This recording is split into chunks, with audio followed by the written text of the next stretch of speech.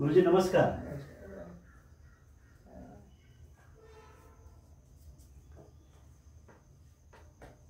नमस्कार रसिको. गुरुने दिला ज्ञानरूपी वसा, आम्ही चालवू हा पुढे वारसा, असं आपण म्हणतो आणि तसं आपण वागतो आणि जगतो सुद्धा. आपली भारतीय संस्कृती ही श्रेष्ठ आहे, आदर्श आहे, उदात्त आहे. जेवढं सांगावं तेवढं कमी आहे. आपल्या भारतीयांना देशाच्या बाहेर अधिक जो सन्मान मिळतो, बहुमान मिळतो, याचं मुख्य कारण काय आहे तर आपण अधिक नीतिमान आहोत इतरांच्या तुलनेमध्ये. अशी आपली भारतीय संस्कृती ज्यामध्ये गुरुकुल शिक्षण पद्धत हे महत्त्वाचं बलस्थान आहे. गुरु विद्यार्थ्याचं आयुष्य घडवतो, जीवन घडवतो. ज्ञानाचा दिवा हातामध्ये देत असतो गुरु. आणि अशा शिक्षण संस्था या खूप महनीय असं कार्य हे करत राहतात. मराठवाड्यामध्ये योगेश्वरी शिक्षण संस्था या संस्थेनं जे कार्य केलेलं आहे याला तोड नाही. आणि या संस्थेमध्ये ज्यांनी अतिशय निस्पृह अशी सेवा दिली, जे या शाळेचे योगेश्वरी नृत्य विद्यालयाचे विद्यार्थी राहिले, महाविद्यालयाचे विद्यार्थी राहिले आणि योगेश्वरी नृत्य विद्यालयामध्ये प्रदीर्घ काळ ज्यांनी सेवा केली असे निष्ठावंत शिक्षक त्यांना भेटणं, त्यांच्या मुलाखती घेणं हे सुरू आहे. आणि प्रकर्षानं आठवण झाली मला माझ्या गुरूंची, चोभारकर गुरुजींची. त्यांना भेटायला आलोय त्यांच्याच घरी. अतिशय मनमोकळ्या गप्पा आता होणार आहेत. त्याचबरोबर आमच्या गुरुजींचा जीवन प्रवास आपल्या पुढे येईल, उलगडत जाईल. पण त्याचबरोबर या विद्यालयाची, महाविद्यालयाची वाटचाल कशी होत राहिली, त्यावेळेची संस्थाचालक, गुरुजन, सहकारी, विद्यार्थी कसे होते, हा सगळा पूर्ण जो काही आहे हा सगळा अवकाश आपल्या पुढे येणार आहे. आपल्याला विनंती आहे ही मुलाखत साधारणतः 2 भागामध्ये होईल. आपण या मुलाखती अनुभवूया आणि कृतज्ञता व्यक्त करूया आपल्या गुरुप्रती आणि त्यानुसार वाटचाल करूया. सर नमस्कार. नमस्कार. खूप आज धन्यता वाटते आहे. आपली खूप वर्षानंतर भेट झाली. मध्यंतरी आपण आपला जो मुलगा आहे पार्श्वनाथ, तिकडे आपण होतात सिंदखेड राजाला, आणि आता तुम्हाला ओढ लागली की पुन्हा सहज जावं आपल्या अंबाजोगाईमध्ये. माहेरची आठवण झाली, संस्थेची आठवण झाली, आपण आलात, खूप चांगलं वाटलं. आपलं मूळ गाव सर अंबाजोगाईच का? अंबाजोगाई. अंबाजोगाई. अच्छा. त्यावेळेस आपण राहायला कुठे होतात? खतीब गल्ली. खतीब गल्लीमध्ये. अच्छा. आपले आई वडील यांच्या बाबत सांगावं आपण. आई वडील त्यांच्या बाबत सांगा. आई वडील व्यापार करत होते घोड्यावर. बर. खेडेपाडी जायचे ते. आणि काय विकायचे? विकायचे तिथे माल वगैरे, रेडीमेड कपडे, खणं वगैरे असे. त्यांचं नाव वडिलांचं? गुलाबराव चोभारकर. अच्छा. आणि आई? मथुराबाई. बरं. त्यांचं शिक्षण काही झालेलं नव्हतं जास्त काहीच. आईंचं माहेर? आईचं माहेर शिराड. तिथलं आडनाव? जयगावकर. अच्छा. बरं बरं बरं. सरांचे आई आणि वडील यांचा हा फोटो, चेहऱ्यावरील भाव बरंच काही सांगून जातात. स्वाभिमान आहे, वात्सल्य आहे.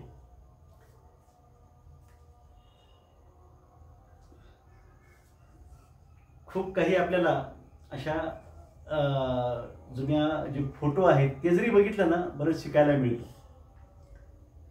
आपले आजी आजोबा यांच्याबाबत काही सांगाल? आजी आजोबा दोघंही शिकलेले नव्हते. त्यांची नावं? एकनाथ चोभारकर. अच्छा. आजोबाचं. आणि आजीचं नाव गोपिकाबाई. अच्छा. त्यांचा व्यवसाय आजोबांचा? आजोबांचा व्यवसाय म्हणजे असं व्यापारच होता. अच्छा. खेडेपाडी जायचे घोड्यावर व्यापार करायचे. आणि आजीचं माहेर? आजीचं माहेर काय? साहजिक आहे ते. जैन धर्म जो आपला आहे हा अतिशय पुरातन असा धर्म, त्याची उपासना आपण करत आहात लहानपणापासून. त्याबद्दल आपण सविस्तर बोलणार आहोतच. कारण सरांचा मी विद्यार्थी राहिलो आहे. ज्या वर्षी मी शाळेमध्ये लागलो 1997 मध्ये योगेश्वरी नृत्य विद्यालयामध्ये, त्यावर्षी सर निवृत्त झालेले आहेत. पण सर यांच्या जीवन प्रवास त्यांचा जो आहे तो जाणून घेण्याच्या आधी एक महत्त्वाची गोष्ट सांगतो आहे की विश्वास किती असतो एखाद्या गुरुचा आपल्या शिष्याबद्दल. 89-90ची माझी मॅट्रिक योगेश्वरी मित्र विद्यालयामध्ये. 97मध्ये मी शिक्षक लागलो HSC वर. ऑर्डर 1 वर्षाची भेटली मला. मांडेखेलची मला जिल्हा परिषदेची ऑर्डर आली साधारणतः 1-1.5 महिन्यामध्ये. मग जावं का कसं, कारण ती सरकारी नोकरी आहे. आणि मी सरांना भेटलो की सर मला शाळेची ऑर्डर ही 1 वर्षाची आहे, शाळा पुन्हा कंटिन्यू करू शकते 1 वर्ष, पुन्हा आणखी मग कायमचं हे होत राहील, मी काय करू. सरांनी सांगितलं की आपलं हे भाग्य आहे, तुमचंही भाग्य आहे आणि संस्थेचं भाग्य आहे की शाळेचे तुम्ही विद्यार्थी आहात. शाळा तुम्हाला कंटिन्यू करणार आहे. पुन्हा तुम्ही निर्व्यसनी आहात, शाकाहारी आहात, सदाचारी आहात, तुम्ही जाऊ नका. हे तुम्ही त्यावेळी जे सांगितलं सर, त्यामुळे मी राहिलो. नाही तर डोक्यात माझ्या बरेच जण होते की मांडेखेलला जा, जिल्हा परिषदला जा. म्हणजे योग्य वेळी योग्य सल्ला देणं हा सुद्धा सरांचा एक महत्त्वाचा स्थायी भाव आहे. आपण आपल्या आजी आजोबा यांच्याबद्दल बोललात, आई वडिलांबद्दल बोललात. आपली बहीण भावंड? 3 भाऊ होते. एक थोरले भाऊ जे होते ते शिक्षकच होते सोनपेठला, प्राथमिक शिक्षक होते. नाव त्यांचं? प्रेमचंद. अच्छा. हा. प्रेम. आणि लहान भाऊ जो होता तो विजय कुमार त्याचं नाव आहे. आणि तो म्हणजे BMC डिपार्टमेंटमध्ये अच्छा क्लरिकल पोस्टवर होता. अच्छा. बहिणी? एक बहीण होती. अच्छा. ती बहिणी म्हणजे जास्त शिकलेली काही नव्हती. भाऊ शिकले तुमचे? भाऊ मॅट्रिक झालेले होते. अच्छा. आणि भाऊ धाकटा भाऊ जो होता तो BSc BA झाला होता. बरं सर, लहानपणी तुम्ही कुठं असं जैन तीर्थक्षेत्र जे आहेत तिथे कुठं तुम्ही गेला होतात का लहानपणी? लहानपणी कुंतलगिरीला गेलो होतो. अच्छा, जवळ आहे ते? जवळ आहे. बरोबर आहे. आमचे वडील दरवर्षी यात्रेच्या वेळेस कुंतलगिरीला जात होते. तर त्यांच्या बरोबर मी जात होतो कुंतलगिरीला लहानपणी विद्यार्थी असताना. बरं, आपल्या इथं जे अंबाजोगाईला जैन मंदिर आहे हे साधारणतः केव्हाच असेल? हे ते फार पुरातन म्हणजे मंदिर पुरातन आहे. अच्छा. हेमाडपंथी आहे मध्ये आतील भाग. आणि मूर्ती जी आहे ती विमलनाथ स्वामीची मूर्ती आम्हाला आपल्या इथे जे मेडिकल कॉलेज आहे पूर्वी तिथं मिलिटरी होती. रजाकारचा जमाना होता फार वर्षापूर्वी. अच्छा. तर ही मूर्ती तिथला जो मिलिटरीचा मेजर होता तो दररोज अशी एक शिळ होती, त्या शिळेवर म्हणजे उभारून घोड्यावर बसत असे आणि सहल करत असे. तर दररोज असा त्याचा कार्यक्रम असायचा. एके दिवशी काय झालं की तो म्हणजे एके दिवशी तो एके दिवशी तो असं घोड्यावर बसत असताना पडला. अच्छा. त्याला वाटलं मी कसं काय पडलो, म्हणजे त्याला काळजी वाटू लागली. पण पुन्हा म्हणलं, त्याने विचार केला की या शिळेच्या खाली काही आहे का ते आपण पाहू तरी खरं. म्हणून त्याने ते खोदकाम केलं. अच्छा. खोदकाम केल्यानंतर म्हणजे तिथे त्याला ही मूर्ती सापडली. अच्छा. जुनी गोष्ट आहे. विमलनाथ स्वामीची मूर्ती होती.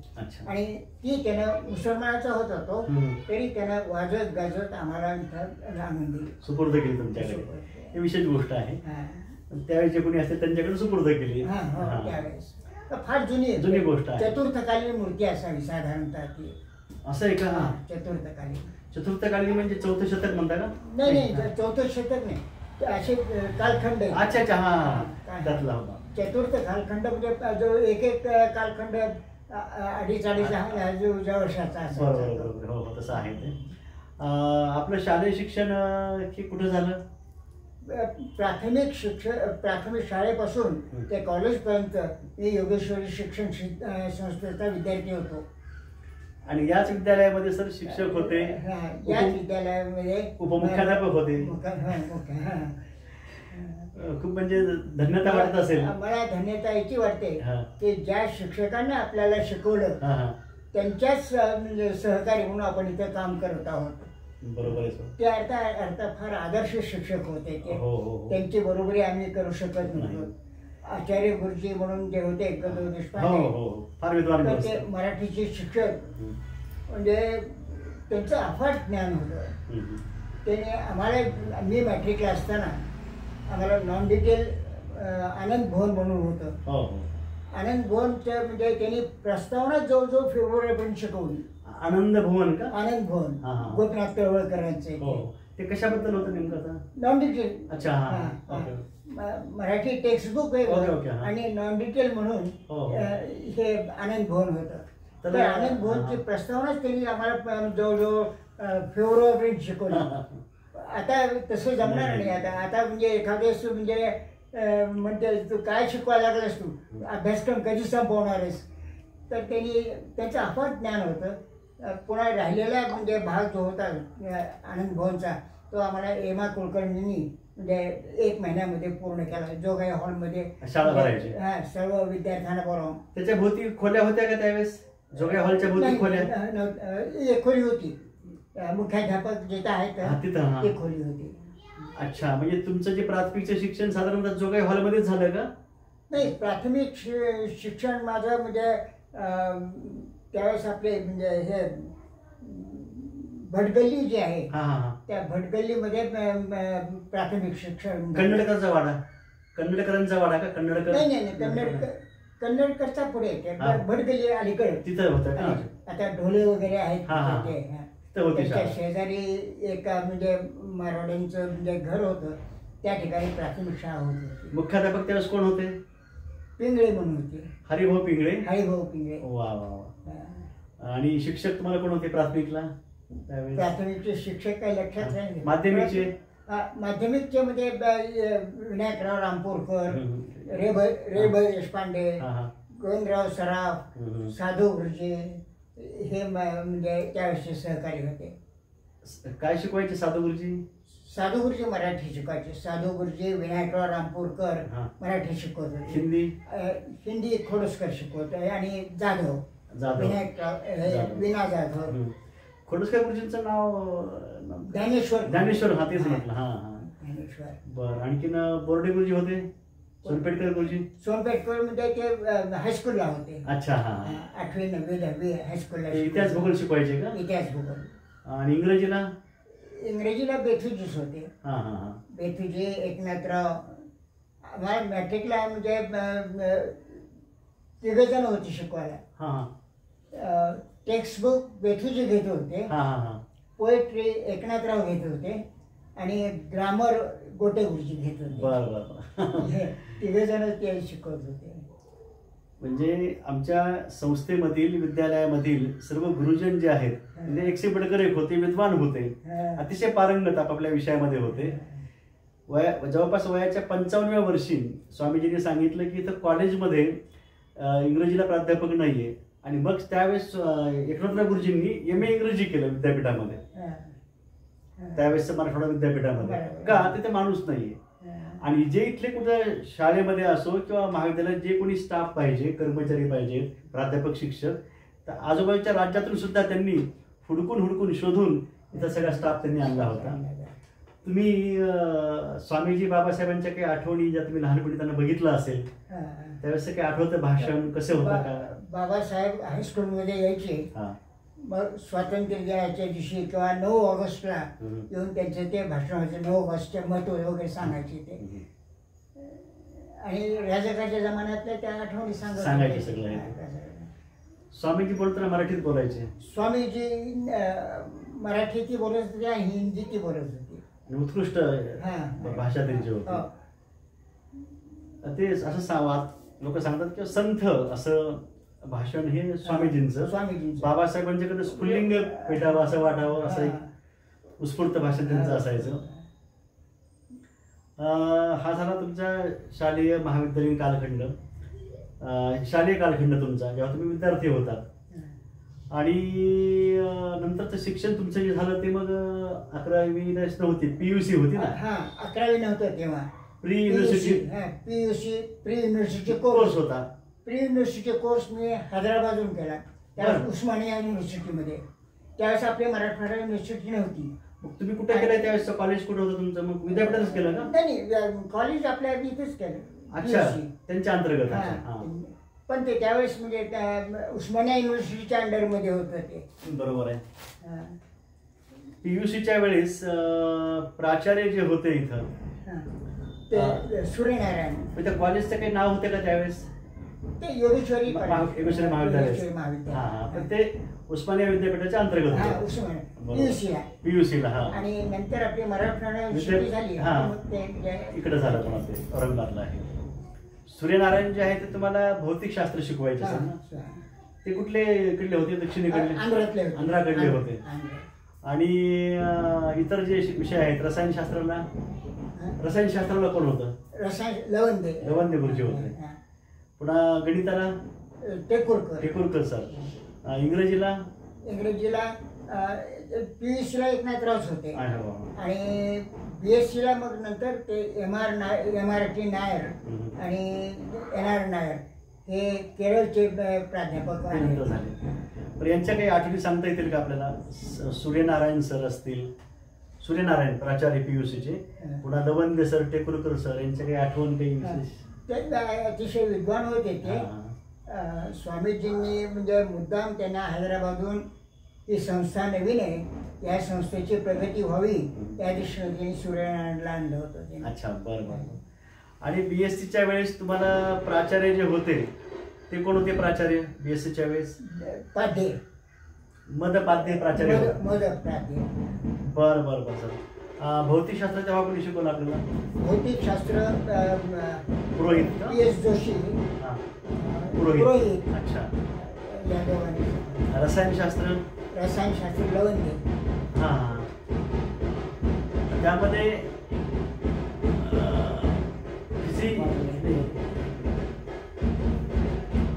ऑर्गॅनिक शिकवलं जोशींनी, ऑर्गॅनिक केमिस्ट्री. आणि दुसरं आणखी एक आहे ते फिजिकल केमिस्ट्री लवंदे घेत होते. अच्छा.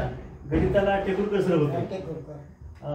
मराठीला पद्माकर संबूस सर, साहित्यिक. आणि इंग्रजीला MRT नायर आणि NR नायर, केरळचे. यांच्याबाबत काही आठवण विशेष? ते केरळचे होते ते. तेव्हा ते म्हणजे मंगळवार पेठेत राहत होते. त्यांना म्हणजे मराठी वगैरे काही समजत नव्हतं. त्यांना मराठी येत नव्हतं, हिंदी येत नव्हतं, फक्त ते इंग्रजीतच बोलायचे. इंग्रजी अशी प्रभावी शिकवायचे. इंग्रजी प्रभाव. आणखी इतर जे पुरोहित सर म्हणा आहेत यांच्याबाबत थोडक्यात म्हणजे सर्व असे विद्वान गृहस्थ होते, आपापल्या विषयामध्ये तज्ज्ञ होते. आणखी तुम्ही सांगितलं सर की इतर जे स्टाफ मध्ये होते ते म्हणजे मोरखंडीकर होते, जे मला वाटतं रसायनशास्त्र शिकवायचे, पॉलिटिकल सायन्स, राज्यशास्त्र शिकवायचे.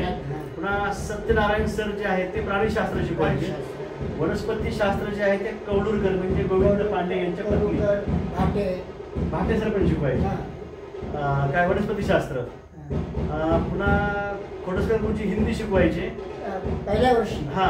पुन्हा नंतर निशिकांत ठकार आले. हा तो सगळा काळ आपल्या पुढं जिवंत व्हावा. सर्व त्यावेळेसचे जे गुरुजन होते, प्राध्यापक होते, त्यांच्या आठवणी जाग्या व्हाव्यात हा पण उद्देश यामागे आहे. त्यानंतर तुमची जी मॅट्रिक इथं जी झालेली आहे 1957ला झाली. शालेय शिक्षण तुमचे 1957ला झालं. पुन्हा तुम्ही PUC केली 1 वर्ष, पुन्हा 3 वर्ष BSc केली. आणि तुम्ही लागलात आपल्या संस्थेमध्ये. मग शिक्षक म्हणून केव्हा लागलात? सुरुवातीला 1962 मध्ये 1 वर्ष सर्व्हिस केली. पण नंतर मी MSc ला गेलो. म्हणजे संस्थेत एकनाथरावला सांगितलं की मला MSc करायचे. ते म्हणजे तुझ्या शिक्षणाच्या मध्ये आम्ही आडवं येत नाही, तू MSc करून पुन्हा ये. पण मी MSc ला तिकडं म्हणजे औरंगाबादला गेलो होतो. पहिल्या वर्षी म्हणजे 42% मार्क्स मिळाले, पण तो त्यावेळेस 50% अट होती. कमीत मिनिमम 50% मार्क्स असले तर पास होत होतं. मग दुसऱ्या वर्षी म्हणजे काय पहिल्या वर्षीचे दुसऱ्या वर्षीचा कोर्स एकदम देता येत होता आम्हाला. परंतु त्यावेळेस प्राध्यापकांनी सांगितलं होतं मला दोन्ही पहिले 4 पेपर आणि नंतरचे दुसऱ्या वर्षीचे 4 पेपर म्हणजे देणं कठीण आहे, तो देऊ नकोस. तरी पण आम्ही त्यांचं त्यावेळेस ऐकलं नाही. आणि पहिल्या वर्षीचे आणि दुसऱ्या वर्षीचे, पहिल्या वर्षीचे 4 पेपर आणि दुसऱ्या वर्षीचे 4 पेपर असे 8 पेपर एकदम देण्यामध्ये माझे MSc राहिले होते. अच्छा.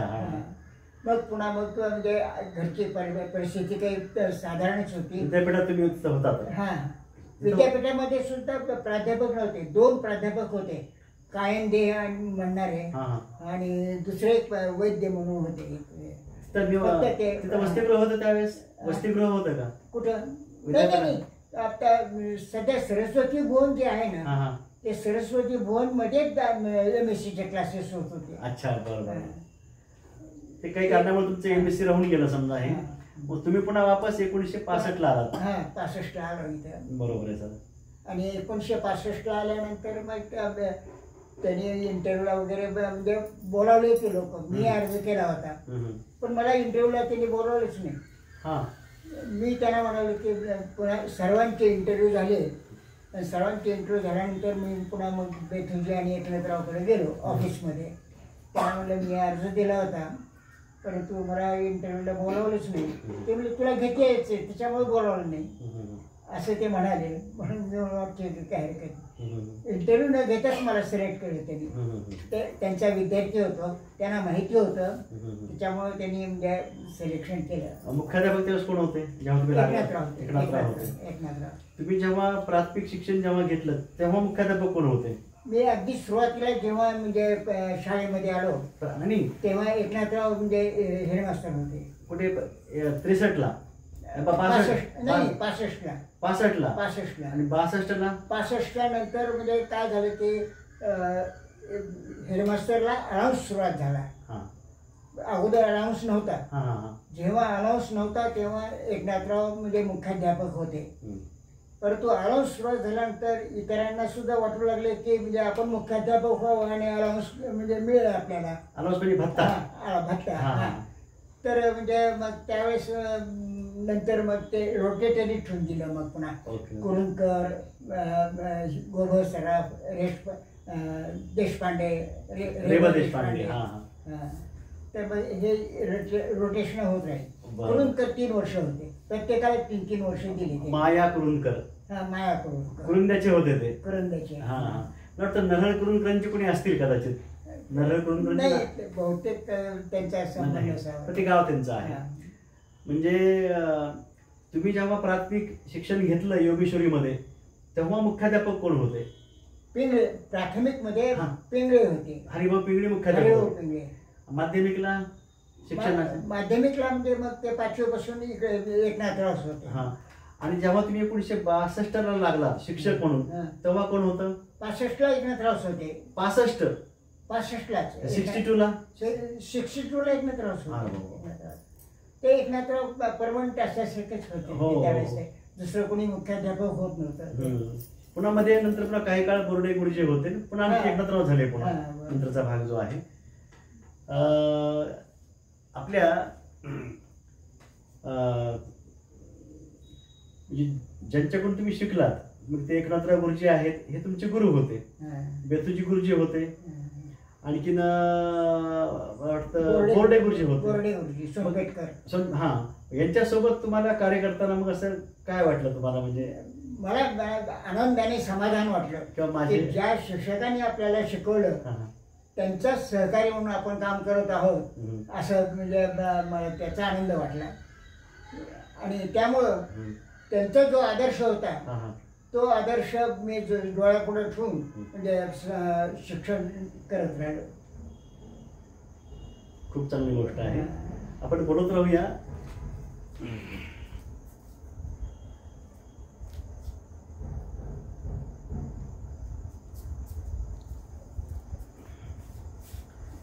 एकनाथराव गुरुजींची आठवण सांगा. एकनाथराव बेथुजी माझ्यावर अतोनात प्रेम करत होते. नेहमी म्हणजे वर्गामध्ये सुद्धा आणि शिक्षक असताना सुद्धा म्हणजे नेहमी त्यांच्या संपर्कात राहत होतो. बरोबर आहे.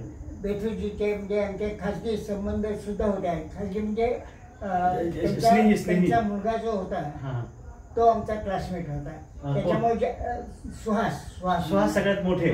सुहास मोठा मुलगा जो होता तो आमचा क्लासमेट राहिलेला आहे. त्यामुळे म्हणजे त्यांचे बेथुजीशी जास्त संबंध आले, घरगुती संबंध. ते याची आठवण एकनाथराव गुरुजी जे आहेत त्यांची मुलाखत मी घेतलेली त्यावेळेस कॅसेट ज्या होत्या त्यामध्ये ते बेथू नाव कसं पडलं. तर बेथू हे महाभारतामध्ये भीमाचं नाव आहे आणि भीमराव भवानराव खेडगीकर हे बेथुजी गुरुजींचं नाव. ते बेथू ते बेथूजी धष्टपुष्ट पण होते दिसायला ते, आणि स्वामी रामानंद तीर्थांचे ते भाऊ होते.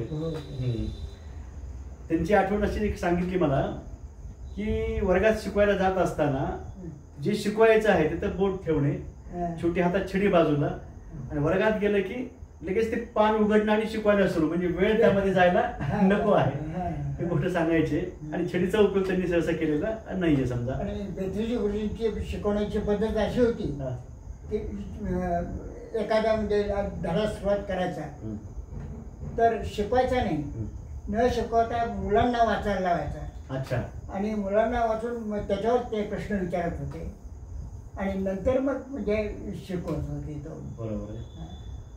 तुम्हाला कितपत समजलं आहे हे पाहण्यासाठी. एकनाथराव गुरुजींचं काय समजा, एकनाथराव गुरुजीबद्दल काय सांगता? एकनाथरावचं म्हणजे ते उत्तम व्याख्याते होते, वक्ते होते. वक्ते होते ते. त्यांनी एक आठवण सांगितली होती, शंगो तुळपुळे जे आहेत त्यांचं व्याख्यान इथं झालं होतं आणि त्यावेळेस गुरुजींचंही व्याख्यान झालं, ते प्रभावित झाले होते. अशा बऱ्याच गोष्टी आहेत. पुन्हा त्यावेळेस ते 1938 साली फॉरवर्ड नावाचं नियतकालिक आपल्याकडे चालत असायचं संस्थेत शाळेमध्ये. ते जे न्यायमूर्ती व्यंकटराव देशपांडे जी मुंबई उच्च न्यायालयाची झाल्यानंतर ते त्यावेळेस ते हस्तलिखित स्वतः काढत असायचे. फार जुनी आठवण त्यावेळेस सांगितलेली आहे. एकनाथराव म्हणजे त्या काळामध्ये सोलापूरला सुद्धा होते. सुमतीबाई शहा जैन भगिनी. ते तो कालखंड असा आहे 1943 ते 46, जवळपास 3.5 वर्ष 14 शिक्षकांना इथून हद्दपार केलं गेलं निजाम सरकारनं. कारण ही मराठी भाषिक शाळा 1917-18 स्थापन झालेली, आणि असं कुठेतरी कागाळी केली असेल किंवा इथले शिक्षक जे आहेत ते राष्ट्रभक्तीचं शिक्षण देत आहेत, आणि ते होतच. राष्ट्रीय शिक्षण देणारी ही शाळा आहे. वाढू दे कारागृहाच्या भिंतीची उंची किती, मनमना नाही क्षिती, भिंतीच्या उंचीत आत्मा राहतो का कोंडुनी, हे कवी यशवंतांचं काव्य गुरुजी भरभरून शिकवायचे आणि सांगायचे की आता सप्त चिरंजीव बदलले आहेत. भगतसिंग, सुखदेव, राजगुरू, श्रीकिशन सारडा, मल्लप्पा धनशेट्टी, कुर्बान हुसेन, जगन्नाथ शिंदे हेच खरे सप्त चिरंजीव आहेत. यांच्या क्रांतिकार्यातून तुम्ही स्फूर्ती घ्यावी आणि देशाच्या स्वातंत्र्य संग्रामात तुम्ही उडी घ्यावी, अशा तऱ्हेचं उत्स्फूर्त भाषण गुरुजी करायचे. ती आठवण मला पण सहज जागी झाली. म्हणजे असा तो कालखंड सगळा होता. परळीला झुरळ्या गोपीनाथ मंदिर आहे, तिथंही गुरुजींचं भाषण झालं आणि यवनी वार्ताहरांनी त्यावेळेस ते वार्तांकन केलं की असं हे बोलतायत, खूप जागृत लोकांना करतायत. 14 शिक्षकांना जेव्हा इथून बाजूला काढलं गेलं तेव्हा गुरुजी तिथं होते. तुम्ही जे सांगतायत जैन भगिनी मासिकामध्ये सुमतीबाई शहांचं बरोबर आहे. आणि एक सांगतो आहे या काळामध्ये संस्था टिकवण्यामध्ये ज्यांनी विशेष हे केलेलं आहे, म्हणजे संस्थेचा इतिहास आपण उजागर करूया. ते म्हणजे चिंतामणराव कन्नडकर 1943 ते 46 या काळामध्ये. पुन्हा त्र्यंबकराव खुरसाले म्हणजे डॉक्टर सुरेश खुरसाले यांचे वडील. बेथूजी गुरुजी पण आहेत. असे ह्या सगळ्या लोकांचं खूप मोठं कार्य. नारायणराव जोशी आहेत, हे सगळे आहेत. म्हणजे सांगतो का याच्यामध्ये की फार विशेष गोष्टी त्या काळामध्ये घडलेल्या आहेत. म्हणजे हे म्हणजे माझ्याकडून चुकाय नको की 14 शिक्षक जे हद्दपार केले होते त्यामध्ये सगळ्यांची नावांचा मला तर उल्लेख आता करता येणं शक्य नाही किंवा ते आठवत नाहीये. पण त्र्यंबकराव खुरसाले, चिंतामणराव कन्नडकर यांची ठळक नाव त्यामध्ये आहेत. त्याची संस्था खूप चांगली आहे ना सांभाळली. नारायणराव जोशी आहे. ते आता अधिक आपण ते माझ्या पुस्तकात जे आहे मुक्तिदाता पुस्तक किंवा चपळगावकरांचं पुस्तक आहे कर्मयोगी संन्यासी, त्यामध्ये आपण ते बघू शकता. एखादा तपशील माझ्या बोलण्यामध्ये चुकू शकतो त्यामध्ये. आणि मग तुम्ही एकनाथराव गुरुजी यांच्याबद्दल बोललात, स्वामीजीबद्दल आठवण सांगितली.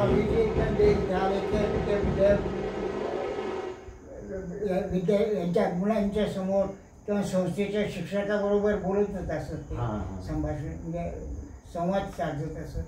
बरोबर आहे. आणि स्वामीजी आणि एकनाथ बाबासाहेब परांजपे या दोघांची अशी इच्छा होती की ही संस्था म्हणजे आपल्या येथील विद्यार्थ्यांनीच चालवावी, बाहेरचे लोक याच्यामध्ये इंटरफिअर करू नयेत अशी त्यांची भावना होती. त्यामुळे तुम्ही तो प्रसंग सांगितला. त्यामुळे म्हणजे मी सभासद होण्याचा प्रसंग असा की मी शाळेमध्ये होतो. शाळेतून येत असताना म्हणजे बाबासाहेब तेव्हा म्हणजे वसतिगृहातच म्हणजे राहत होते. ते त्यांनी मला पाहिल्यानंतर बोलावून घेतलं आणि विचारलं की तू सभासद आहेस का? तर मी म्हणालो की मी सभासद नाही आहे. ते म्हणजे कोण जा म्हणले. तर तेव्हा 200 रुपये कमीत कमी संस्थेला देणगी देणाराच सभासद होत असेल. तर ते म्हणले 200 रुपये तू भरून टाक आणि सभासद हो. तर मी त्यांना म्हणालो किंवा मी 200 रुपये भरू शकत नाही. ते म्हणले काय? मला माझी आर्थिक तशी परिस्थिती नाही. किती देशील? मी म्हटलं 200 रुपये देतो मी, परंतु 20 रुपये महिन्याप्रमाणे देतो म्हणलं. तर ते म्हणले काय हरकत नाही, पुढच्या महिन्यापासून संस्थेच्या ऑफिसमध्ये 20 रुपये महिना तू जमा कर आणि सभासद हो.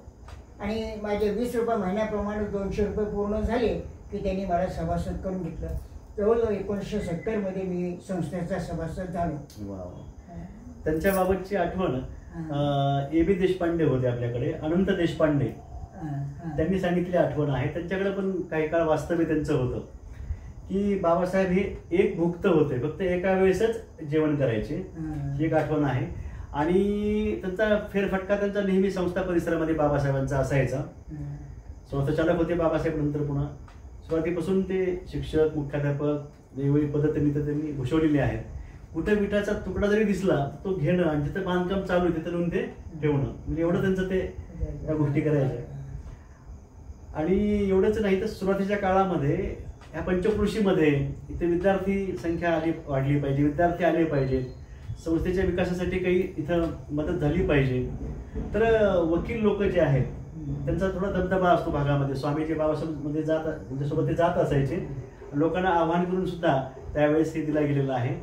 आणि असं म्हटलं जातं की इथल्या प्रत्येक विटामध्ये, दगडामध्ये, बांधकामाच्या हा पूर्ण इथला जो भाग आहे सगळा, प्रत्येकाचं योगदान त्यामध्ये काही ना काही असलेलं आहे. पुन्हा ती कुपन जे आहे, कुपन देताना आपण कुपन घेतो, ती पण आठवण एकाने सांगितलेली आहे. त्यातली सुद्धा काही रक्कम जी आहे ते लोक त्यावेळेस शक्य असेल जसं आपल्या संस्थेला देता येईल ते पण देत असायचे. असं सगळ्या गोष्टी आहेत. आणखी आता मला पुढचं बरंचसं बोलायचं आहे, तुमच्याकडून बरंचसं जाणून घ्यायचं आहे सर. आपल्या पुढच्या ज्या गोष्टी आहेत, वाचन तुम्ही जे केलेलं आहे, वाचनाबद्दल काय सांगाल? म्हणजे वाचन विशेषतः जैन तत्वज्ञान तुम्ही तर केलेलं आहे, वाचन केलेलंच आहे. समाजसार ग्रंथ वगैरे वाचला मी. समाजसारमध्ये पूर्ण जैन धर्माचं म्हणजे हे दिलेलं आहे त्याच्यामध्ये. बरं. समाजसार. दुसरी गोष्ट अशी आहे की ह्या सगळ्या वाटचालीमध्ये पुन्हा तुमचा विवाह जो आहे हा केव्हा झाला? विवाह 1966 मध्ये झाला. त्यांची साथ सोबत, आपल्या सहधर्मचारिणी जे आहेत त्यांची साथ सोबत कशी राहिली तुम्हाला आयुष्यामध्ये? आयुष्यामध्ये चांगली साथ राहिली, म्हणूनच मी हे याच्यापर्यंत येऊ शकलो. त्यांचं नाव? सुवर्णलता बाहुबली चोभारकर. अच्छा, बरं. त्या परभणीच्या आहेत त्या. बरं. चांगली गोष्ट आहे. तुमचा मुलगा जो आहे तो माझा मित्र आहे, पार्श्वनाथ. त्यांचं शिक्षण काय? BA. आणि मुलीचं शिक्षण, थोरली मुलगी जी आहे ती MA झालेली होती आणि दुसरी मुलगी BA झाली आहे. आणि नंतरच्या 2 मुली मॅट्रिक पास होऊन आपलं म्हणजे घरगुती काम करतात.